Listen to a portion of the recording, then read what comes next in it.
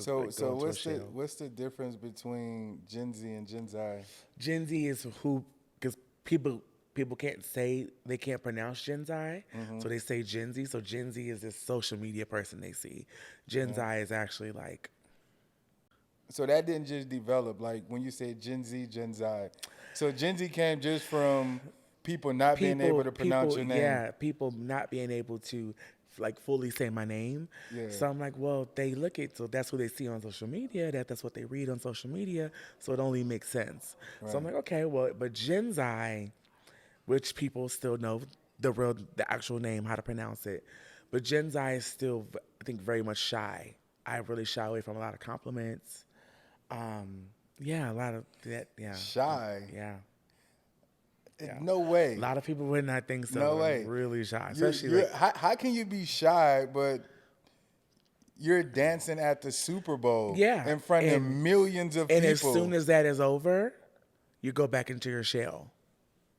As soon as the So lights are off, the doors are closed, you go back into this so when I think of Gen Z, I think of this to me a celebrity in the dance world. Just because of how locally.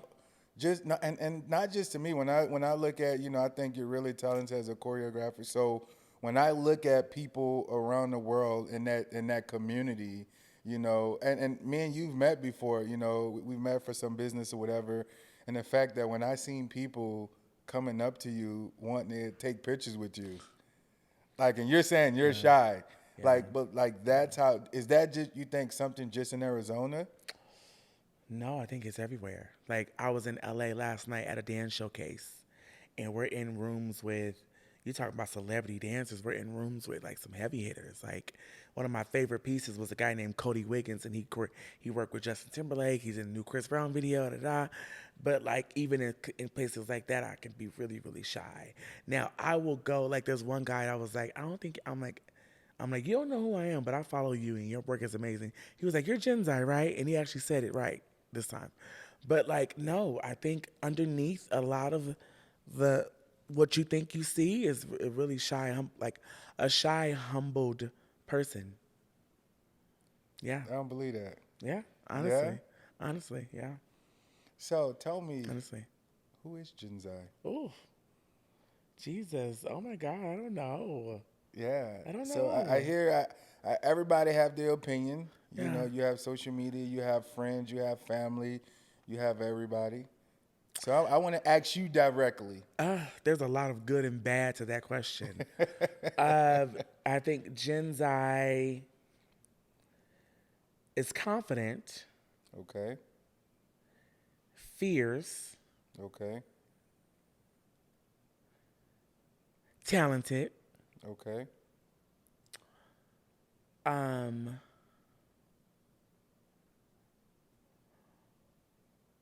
works well under pressure, Okay. but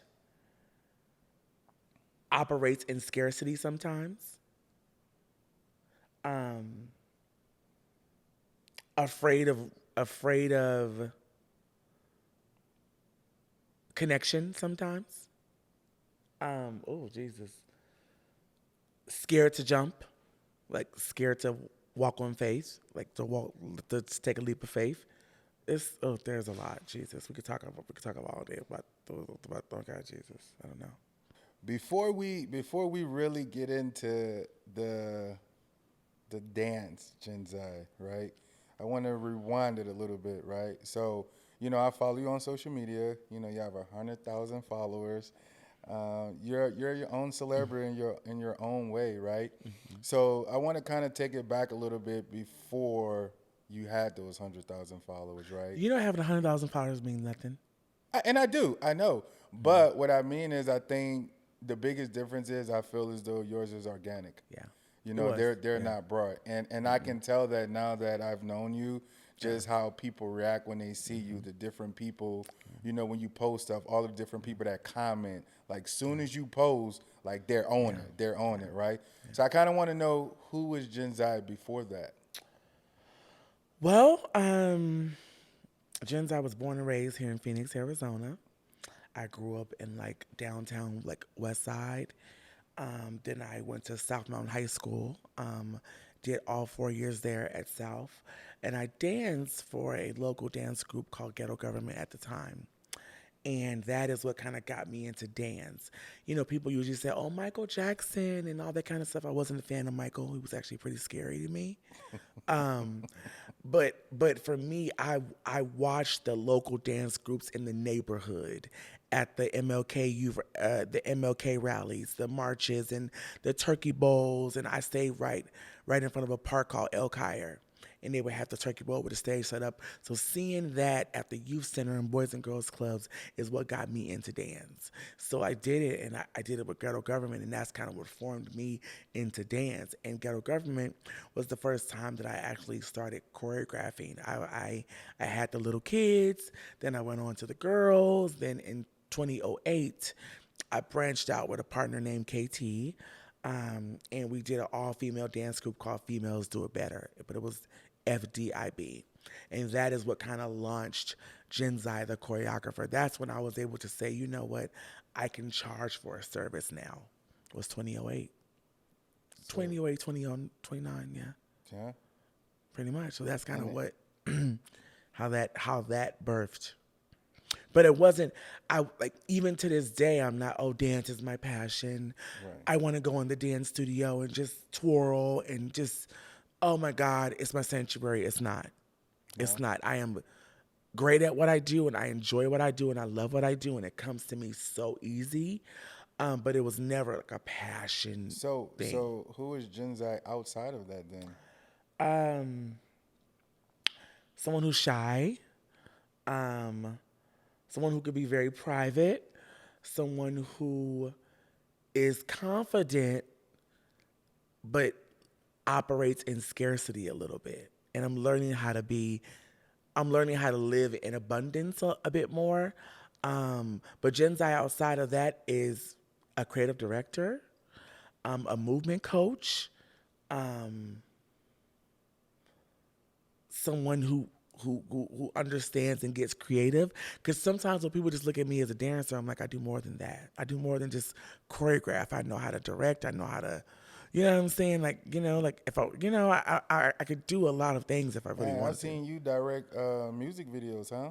Yeah, like, like I'll dib and dab in some of that. Like, not everything I do always involves dance. Right. So, and that's been exciting to be able to come on sets with photographers or videographers and assist them and help them. And so that's another passion of mine, I think, as well. So what do you think was your first break?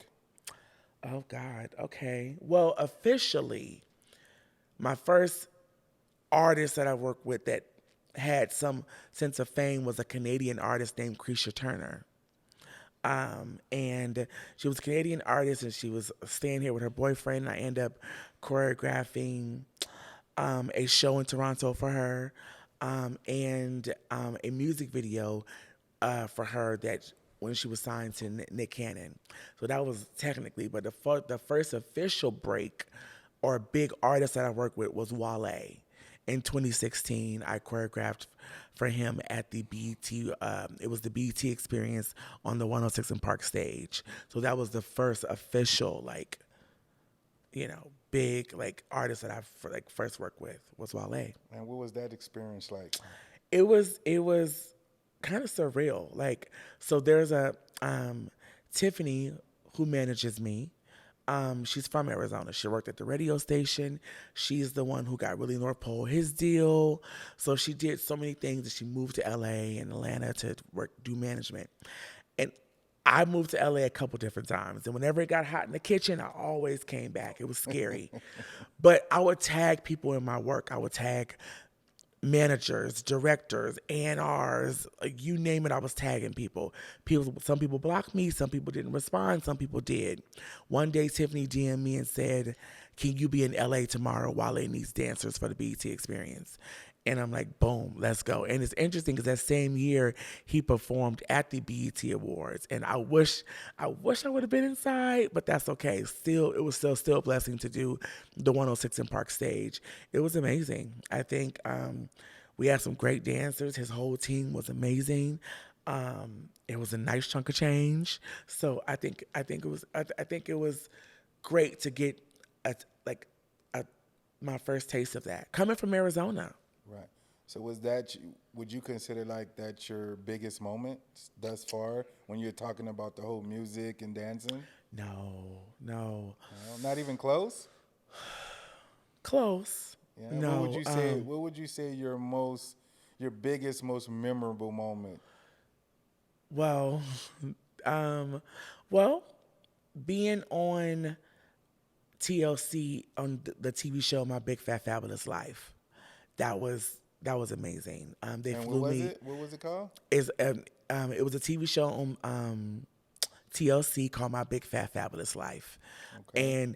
and at the time I had like a lot of viral videos or dancing videos, and she, on Instagram and Facebook, how you go to the request box, she had messaged me years prior. And I finally responded, and she was like, "I would love to you could like." She's like, "I'm doing a dance battle on my show, and I would love for you to choreograph it." So they flew me to Greensboro, North Carolina, 2 weekends in a row, and I think it was, and I was spread it out between 2 episodes. So I think that was exciting, but the biggest yet, I got to choreograph a music video for Lizzo. I know she's going through all this craziness right now. I hope she's mentally okay, because that's horrible what she's going through right now as far as dancers. I didn't experience that from her, but I got to choreograph a music video for her. But this is right before she blew. The song is called Phone. Um, and that was another like great industry, like even like down to how I got the music. Like the music came through like Atlantic Records, and you had to put in like a password even to access the music. But the biggest thus far was um, Super Bowl. I Super think Bowl. Super Bowl was amazing, and I think that How did you get tapped into that? so the Super Bowl in every city needs volunteers. Okay. In every city, whether it's to set the stages up, to work the field, to do whatever, they need it in every single city. Um, and usually with the Super Bowl halftime show, they need field dancers. That's what our titles were. Rihanna had her core dancers, and she had the field dancers. We were considered the field dancers, but before we were considered like volunteers, and they didn't used to pay them prior. They didn't used to get paid for that position. But Teddy Riley, the singer, has a daughter named Taja Riley. And I got to shout her out for this. She's dancing the Super Bowl with Beyonce and Bruno. She also did J-Lo.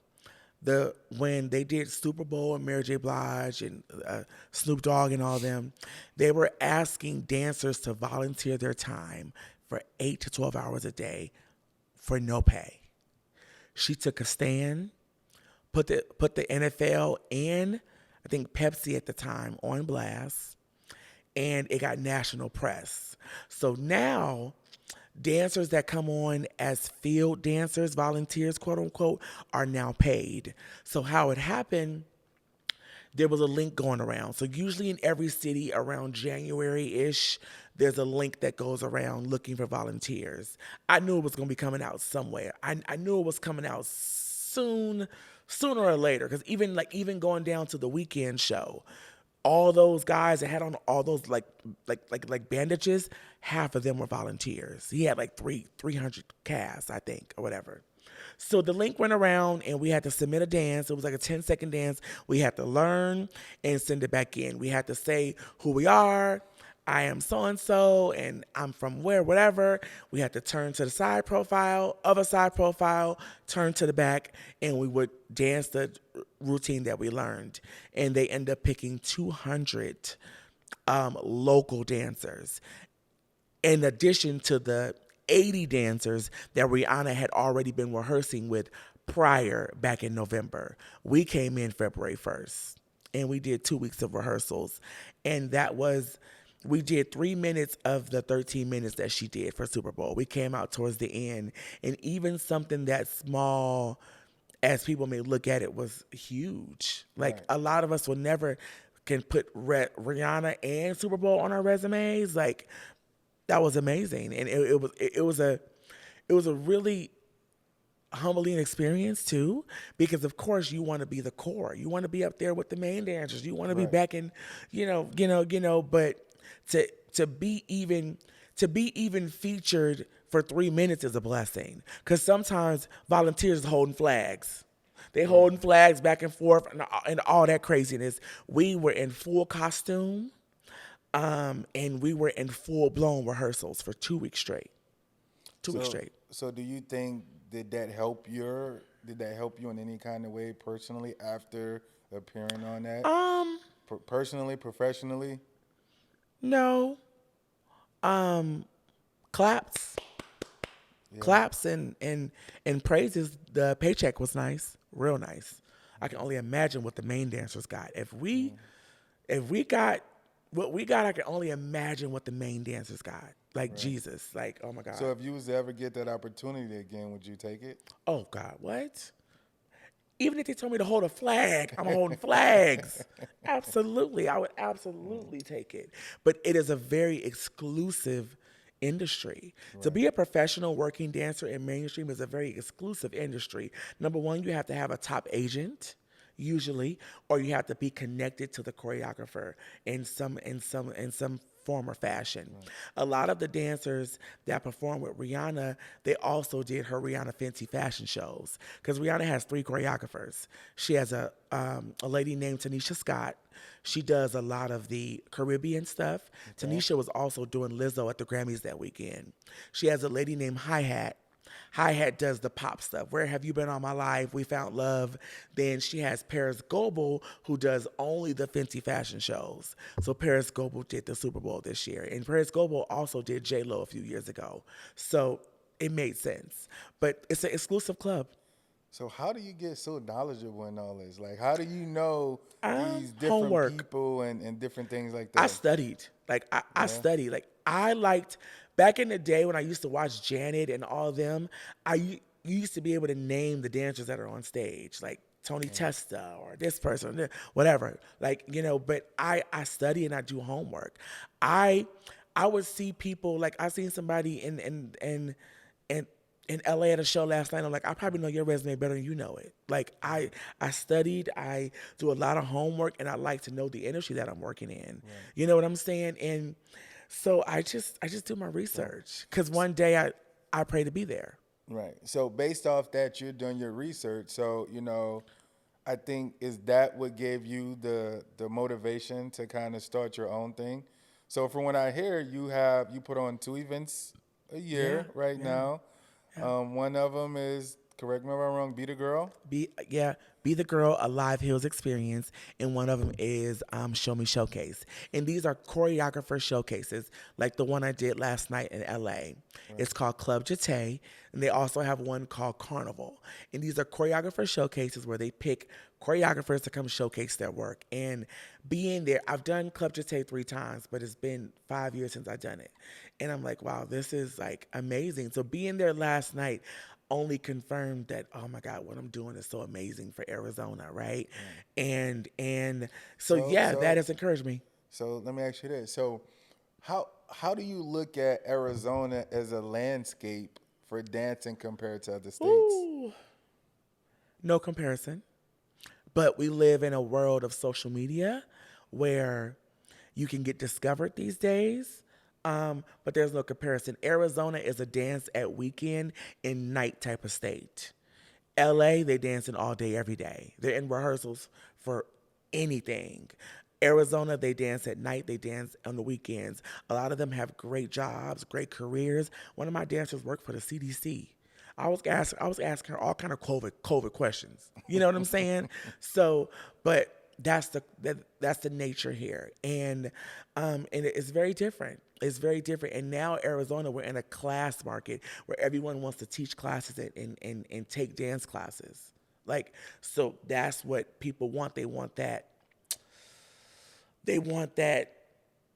I don't know. I don't know. I don't know what they want these So days. so when you say, like you said, the first one is called Be the Girl. Be the girl. Kind of tell me about that. Like, where does that name come from? Okay. Like, what does that event look like? Where is So that event going? So it started with Show Me Showcase in 2019. 2018, I think, was my first showcase. It started with Show Me Showcase. And I said, well, there's so many choreographers here. And because there is 3 levels of dance in Arizona to me. There's the arena world, Suns, Mercury, Rattlers, Coyotes, cheerleaders. Then there is the dance competition studios where you put your kids in the studio. They do these big conventions. Then there's the street dance of it. I've always stayed in the street dance of it, and I've auditioned for Mercury, never made it, but I've always stayed in my lane. And there was a lot of choreographers that needed their work to be showcased. So when I had that first showcase, I was like, "You're talented. You're talented. You're good. You good. You teach classes. You teach classes. Come put your work on a stage and let your friends and family and supporters come support you." That's why I did it. So Show Me Showcase is strictly a choreographer showcase, showcasing live performance and live dance. Right.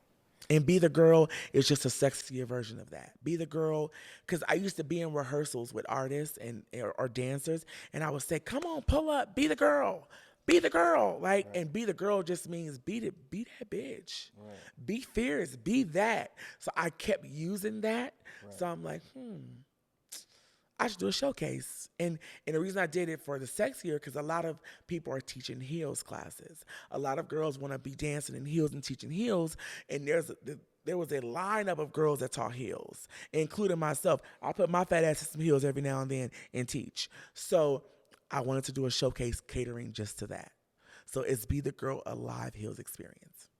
Wow. So Yeah. I'm gonna put you on the spot. So when you're looking at it, right? All of the people you've trained, all of the people you've danced with, or whatever. When you're looking back at it, give me a couple names of people that really stands out to you. That I've trained. Yeah.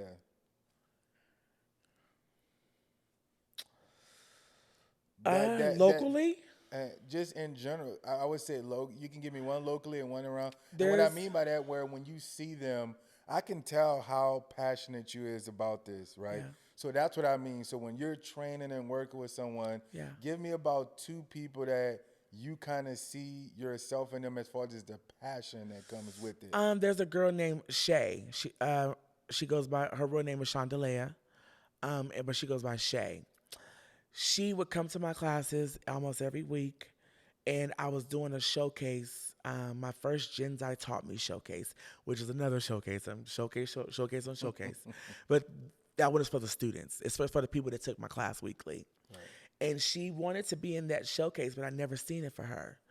And she wanted to be in the heels section of that showcase. And every time I would post looking for dancers for gigs, paid gigs, she would always raise her hand, but I never seen it for her. I was just, "You're not ready." Pew, took off, started teaching, became hugely popular, was teaching twice a week, and people started booking her for gigs and stuff like that. And she has built her own community of called Leto Babes. So when I think of Shay, I'm like, wow, I trained her, and I didn't see it for her. My assistant, Nene. Nene danced with me going back to ghetto government. A lot of them didn't really continue on dancing, but I kept with it. My best friend moved to Los Angeles to dance. Now he sells $1 million homes for the agency in Beverly Hills. And he's on a Netflix show called Buying Beverly Hills. But he moved to LA just to dance. So, but Nene understands me well, and she trains hard, and she gets my language. So I'm going to say those two. Wow. Yeah. So you said outside of the Be the Girl, you have another one Yeah. that's really big. Tell me a little bit about that one and how that one came about. Show Me Showcase. Is that the Or, other one? yeah, the other one is Show Me Showcase, Be the Girl, and Genzai Taught Me. Okay. Which two are your two main ones you would say? Be the Girl and Show Me Showcase. Be the Girl Yeah. and Show Me Showcase. Even though I did sell out Genzai Taught Me June 8th at Tempe Center for the Arts. They put me in a 200-seater, sold that out. Then they put me in a 600-seater, sold that out. So they probably should have put me in a bigger one, but whatever. but they're all different. They all serve something very different. Right. But my baby, Show Me Showcase. Yeah. And why is that with your baby? It's my firstborn. Yeah. That sounds crazy saying that. Oh my Yeah. god, that sounds weird. Oh my god, it's my firstborn, and it was what started it all, honestly. So I think that that's why. Yeah, and just to be able to give dancers and choreographers the opportunity to showcase their work.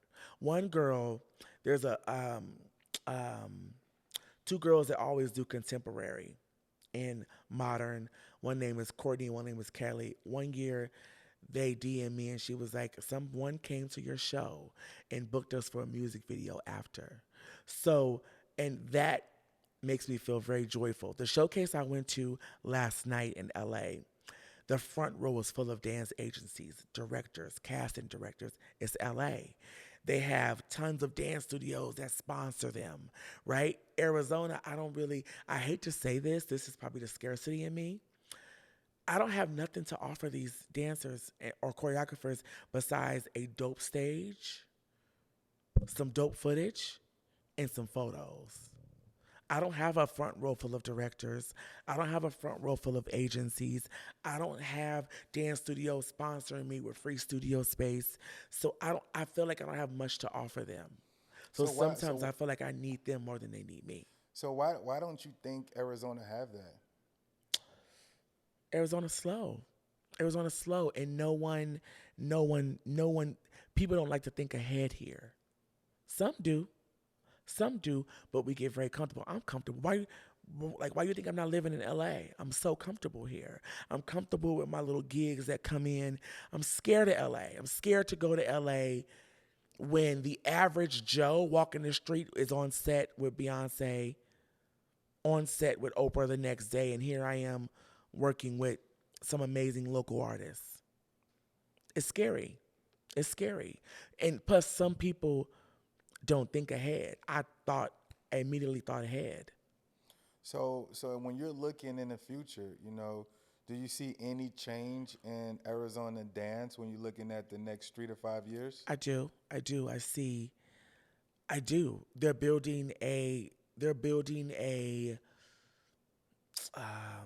actors, what is it? Tyler Perry. What do you call his lot in Atlanta? Studios? They're building an acting studio here in Arizona. I see Arizona growing. A lot of artists usually come here and leave. Some artists have homes here. I see it growing. Will it be as big as LA? No. Even people say, oh, go to Atlanta, go to Atlanta. Atlanta is amazing, but even those dancers travel to LA to work. Get your check, go So back. would you say LA is kind of the stumping grounds for everything when you're looking at the If dance, you're all talking that? about real entertainment industry, New York, and Atlanta, in that order, yeah, absolutely. But you still find your way going back to LA for rehearsals because and a lot of the major things are being shot in LA. Atlanta too, but you always find your way there. So you don't think it's no way that we can get? I'm saying we like I'm in the dance field, but you don't think it's no way where you can just how much Phoenix is what the fifth largest growing Yeah, it's city out growing. here. You don't It's think that growing it can change to eventually. where when you're looking at all these events and stuff you putting on, you don't think you can put on an event where you can get some of these agents and directors and you If I know invited them, if I invited them and showed them what it was, yes, but they have to find the need for it, right? right. What's the need for signing an Arizona dancer when I need you to be at this audition today at 2 o'clock? When I need you to be here for this, I need you to turn this in by this. What's the purpose? Now, When when they it gets need to a that, point, when you're saying they need it, meaning they need it and it's in LA. yeah, yeah, Gotcha. like there's times where I would get an email that morning saying, "Hey, audition today at 3 o'clock," or the day before in LA. I would get in my car, I would hop on a Greyhound, I would go straight to LA and audition. Just It's that that quick. quick. That quick. My manager um, worked with a female writer called Brittany B. She was on Love and Hip Hop, but she was working with Queen Naija at the time, and they were all in the studio because my manager manages Hitmaker. Um, he's known as Young Bird. We know him as Young Bird, but whenever you hear a record that say Hitmaker, she's been managing him for years. So they're all in the studio, and the Queen Naija was like, do you guys know anybody that write music? She called Brittany B, was like, get to the studio now. I'm going to send you an Uber, right? LA works that way. A legendary choreographer named Fatima Robinson, legendary. We know her from her work with Aaliyah, Michael Jackson, Remember the Times. She's Beyonce creative director right now, but she's major. I'm walking out of a studio in LA and she runs into me and she's like, "You're Gen Z, right?" And I'm like, "Oh God, Jesus, how do you know me?" Right? Like, but like it's just it's those moments Right. that, but when you're not there, you're out of sight, out of mind. Gotcha. Okay. So I got two more questions for you before I let you go. So you have another event coming up here pretty soon, right? Show Me Showcase September 10th. All right. So tell me about that. Like, what can people look forward to with that? That Um, was different from your last one. So you said your last couple shows it sold out, went from yeah, 2 to 4 to 6. yeah, Do you yeah. think this one's gonna sell out? Um, First of all, Show Me Showcase is not just a dance show; it's a fucking show. It's a People come there and be like, "Yo, this is some shit out of a movie." One, I always give her props. One of my dancers did a "You Got Served" theme, and that's why I like venues to have screens on the back. The logo was in the back, and she ripped it. It's not just a dance show; it's a fucking show, and it's live, it's lit, and you could expect a great variety of dance, and you're gonna leave having a newfound respect for dancers. Honestly, because you're gonna see it live in your face, So live in the color. how's the energy? The energy is amazing. That's why I do it at a nightclub. That's why I don't do it at. Now, Jens taught me was at Tempe Center for the Arts. That's the vibe. It's community based. Right. But for this, I want it lit. I want it nightclub. I want people drinking. If you're 21 plus, but I just wanted that atmosphere. That So atmosphere. so it's September 10th. September 10th at Stratus Event Center, powered by Team 24, and it is going to be amazing. Yeah. It And is going to be what time? amazing. Doors open up at 6. Show starts at 7. Okay. And how many different? This year, I have 30. Oh God, 33 choreographers. Wow. That is crazy. That is also me not being able to say no. Jesus, So I have that belly with bag. 33 different ones, so when they're coming and perform, right? How many with each one of them? How many dances are they going to perform? Is all of them kind of going to be the same? Is everybody bringing their own No, there's a flavor? huge variety. I have a tap. I have some people who do tap. I have a step team. I have hip hop. I have heels. I have modern. I have jazz. I have I have literally everything. It's literally show me, show me. I have everything, and a lot of them have up to like 20 plus dancers. Wow. My show alone has 25 dancers. So will you be performing there as well? I usually come out and do a little one too. I usually like, and just because I feel like it's like by default I have to, Right. but I usually come out and usually towards the end and do 30 seconds and twirl my ass right off. Yeah. Yeah, So literally. September 10th September at 10th, the Stratus Event Stratus Center. Event Center. Yes, At what time? doors open up at 6. The show starts at 7. Okay. It's gonna And be if crazy. anybody else wanted to attend, based off your other shows, they're all sold out. Is tickets still I available? say Can you pay for tickets at the so. door? You could go to Eventbrite, type in "Show Me Showcase" and tickets should pop up. You can also purchase tickets at the door as well. We're at a bigger venue, going bigger and better.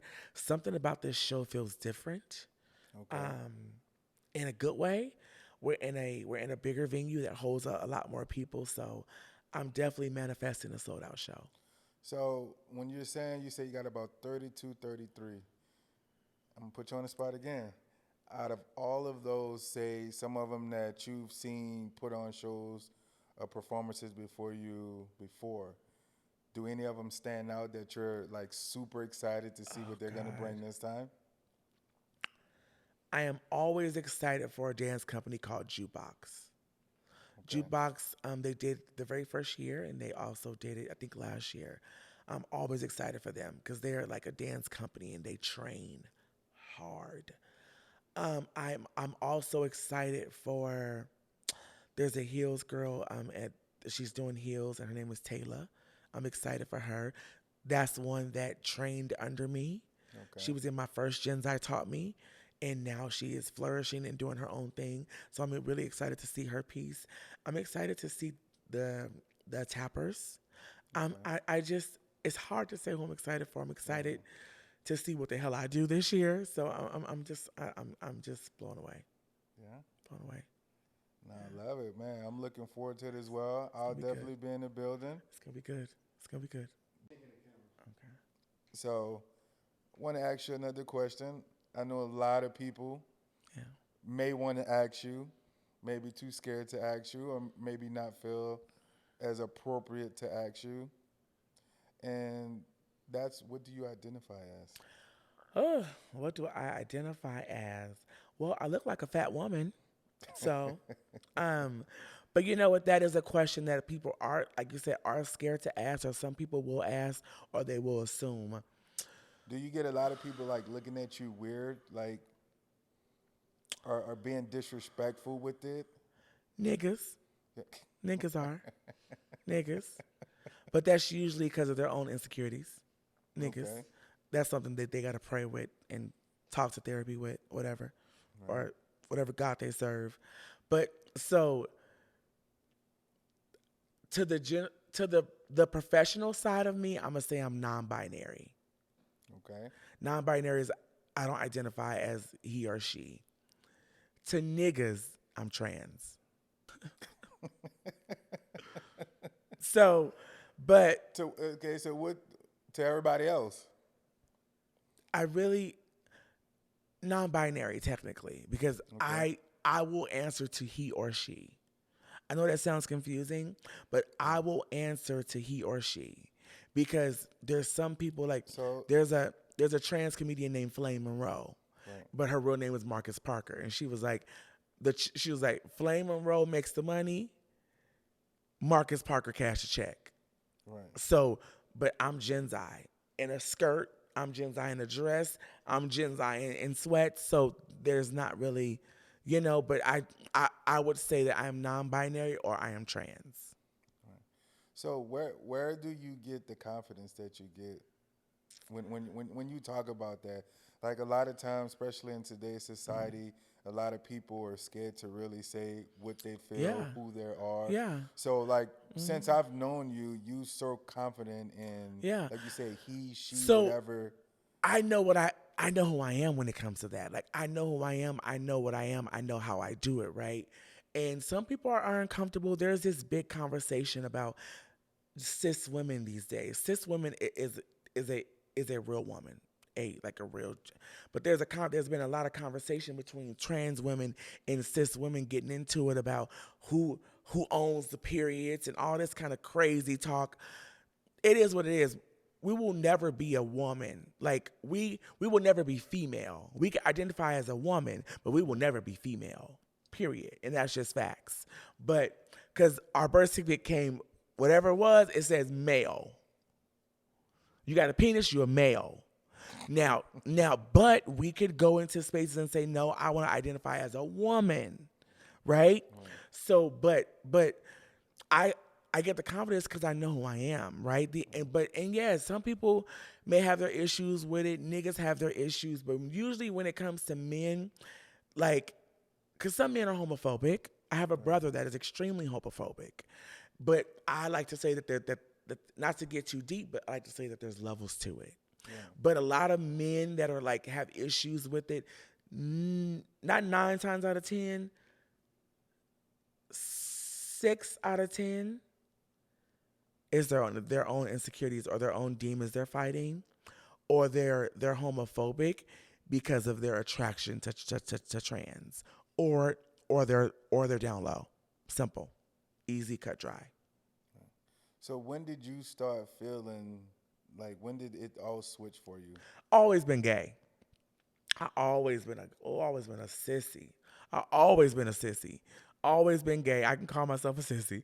I always been gay, but in high school I started to become a bit more. androgynous, if that makes sense. Androgynous is when like you're wearing like female clothes, but they kind of look still like male clothes in a way. Right. Then as I got out of high school in my young adult life, it kind of just kept like trend like progressing. Like, and some people take hormones. I don't take hormones So or nothing like that. so when you're saying when that transition happened, like was you ever like hiding it from like your family, your friends and certain stuff like No, that? no, baby, no. They knew. They knew. I never hid it. It And see, was that's what never I'm saying. hid. Like it amazes me like your confidence. Like Yeah, it's like you said, this is who I am. You can yeah, love it, you can hate it. yeah, I'm not gonna hide it. yeah, You gonna respect it, yeah. Period. and That's you just always been like that. from what I can remember. Yes, from what I can remember, I Have find myself going through little spats of like assuming things like, oh, well, this man is going to treat me like this, or this man is going to act like this, or he's going to be like this, or this woman is going to act like this. I find myself doing that still to this day sometimes, but no, I still reign in all confidence. so what's the hardest part about being you? God. Oh, that's a good question. Oh my God. The hardest part about being me is FOMO and scarcity.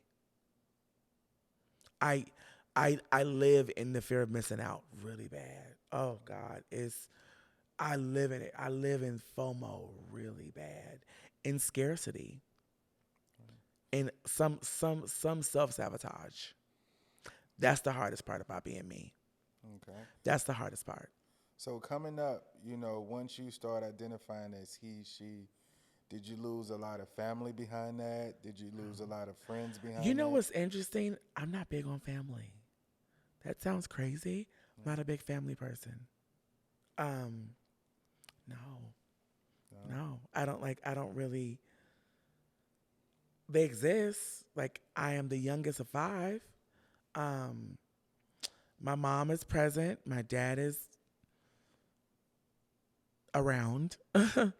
um, choose not. I choose not to be present with him, which yeah, but and that was because of being gay.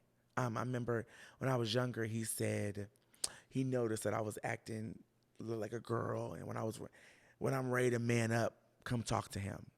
And from that day forward, he was dead to me. And I see him now, and he was like, "Oh, hey, Miss Attitude," and all this kind of stuff. And but there's still no relationship there. My mom is kind of like not heavy Christian, but kind of like Bible. It's a sin, and you gonna burn in hell, and And I'm like, Mama, wish you all the best. This is her. This is he. This is she. This is we. Hello. So, but no, but I'm not. I didn't really lose anyone, Right. but I'm not really big on family either, unfortunately. What about like, do you have a best friend? Do you have? Oh yeah, I have a whole bunch of friends. I have a whole bunch of best friends, and my family exists. And I hate that I'm saying that on camera because they're probably gonna be like, "You don't care about family." I have a big family. I just, oh, that was so horrible to say. I guess growing up, I wasn't. I don't know. It's weird. It's like I'm not really like super affectionate like that. I don't really say I love you to people. I might say it to a nigga maybe, but like I don't really say I love you to people. Like my brother was incarcerated for 25 years, and he got out. And I was a baby when he went in. He got out, and he'll call me and he'll say, "Oh, I love you, brother," and I'm like, "Nice talking to you. I'll talk to you soon." Yeah. Where do you think that come from? My mom did. I didn't really hear that from my mom. I didn't really hear that from my dad. My dad's mom was a more of like a provider. She was Right. like well working class, middle class, Right. and I didn't hear that growing up. So it wasn't something that really stuck with me when I got older. Right. Okay. So I shy away from affection in that way. Interesting. Yeah, Okay. yeah. So I wanna before I let you go, right? So especially with in today's society with the bullying, the social media, just the negativity and certain things like that, what are some, encouraging words? What are some things that you can say to some of our audience out there that want to identify themselves as he, she, trans, or whatever the case may be? Because I think a lot of times, I know a lot of celebrities and certain things like that get a lot of flack about it, right? So when I was you're getting ready to go there yeah, so almost. so when you and we can go there too, but also just thinking about that, what are some things that you can say to them to let them? First and foremost, I don't like how parents is putting this transitioning stuff on kids. I don't like that. There's too much gay shit on TV. Men on men, I get it. I like men clearly. Why does it have to be blasted all over our faces like that? Like on Power, on P Valley, like really? Like I think it's overkill. And hopefully I'm not shooting myself in the face to people who want to book me for something, but it's and but on the kids like supporting someone who's 12 who wants to transition with medicine, it's crazy to me. Crazy to me. When you're gonna get older and hormones are gonna hit you, puberty's gonna hit you, your mind is not mature yet. So, but what I say to the average person who does feel like in their younger years that feel like they are in the wrong body, talk to someone you could trust. Um, Start finding who you are in the mind, in the mental. Research the thoughts and the feelings and start owning who you are. Start owning who you are, but know that that feeling might not be permanent. Might not. It might not. It might not. When to go back to niggas, when DL men go do their action, that's not permanent. When When they who? Hold on. When you said when who? What? when DL men go do their acts with gays and trans, that's not a permanent. Because as soon as they leave, they get post-nut clarity. So it's an urge, and sometimes that feeling is not permanent. So when you're young, do your research, get your counsel, but don't make decisions that you might regret when you get 26 that you made at 12. Do you have anything you regret? No. I no. Only thing I want though is my body done. I'm shaped like SpongeBob because I lost a whole bunch of weight. Can't wait to get my body done. The next PPP, I'm getting the BBB. Trust me. Trust me on that one. Why? You gotta be. You said you confident in yourself. You love who Very yourself confident, is. but I used to be 500 pounds. What? Ruben, I was 500 pounds. I was weighing in at 500 pounds. I went to eating disorder group homes. I posted online that I needed help with like an in-home care. Mm-hmm. Some lady that I connected with, which I love to this day, named Cassie. We went to Jersey. They set up an Airbnb where I was working with a trainer. I was staying with her, meal prepping. I gave up in 6 days. Are you? I said, "Fuck that shit. Get out. Get what? I want a burrito, not no salmon. Hello." So, but I could not do it. I could not do it. Even when I got my so I went to New Mexico and I got a procedure called the gastric sleeve, where they go inside your stomach and they cut off. They go in and they cut a portion of your stomach. Even after my surgery, I'm connected to all the wires. I'm like, I want a burrito. How soon can I have a burrito? And I did it October 3rd. I did it October 3rd of 2020, and I asked them, will I be able to eat normal by Thanksgiving again? But you're serious. You was 500 pounds. You're serious, I was weighing in at 500 pounds. and you're not exaggerating. I'm serious. Wow. It got really bad, though. I was teaching from a chair. My assistant would teach for me. It got bad. I couldn't walk. I couldn't walk from here to the car without my lower back hurting. Like it was horrible. Like, And, oh and God, it was and bad. then when did that change start I happening? went and got the sleeve October 2020. Instantly started dropping weight, and boom, But now I just want the body. I want some body. I want this stomach gone. What kind of I body you want? I want a BBL. A B- Hips, ass, flat stomach. Period. I'm shaped like SpongeBob. I want to look like a Coke bottle. Not a Coke bottle. What's the bigger bottle? Something a little bigger than a Coke bottle. You know what I'm talking about. And you gonna get it? Next PPP, BBB. Next BBB. Yeah, Uh, I'm serious. I'm serious. That will make me feel good. Good. Yeah? Yeah. man, Yeah.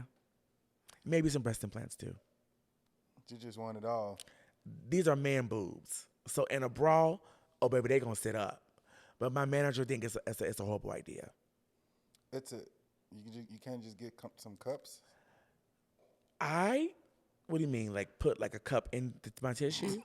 No, a cup of what? No, don't Coffee? You, no, you can put the. So I have a lot of tissue that I could put an implant in there and they will sit up. That's all I want. But these are man boobs right now. In a bra, they look real good.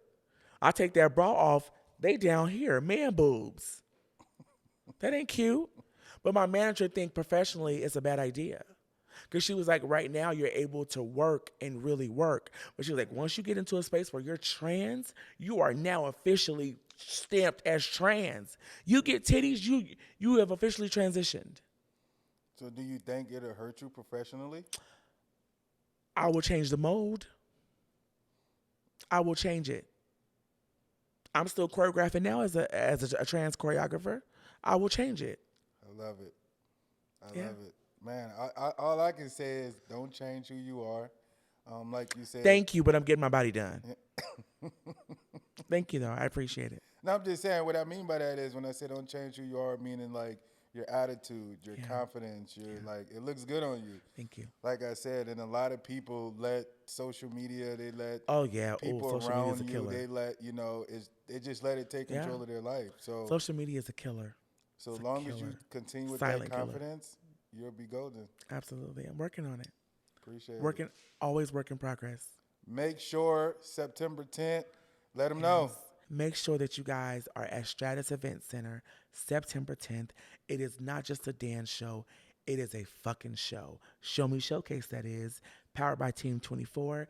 We have 30 plus choreographers, 150 dancers, plus be nowhere else but there.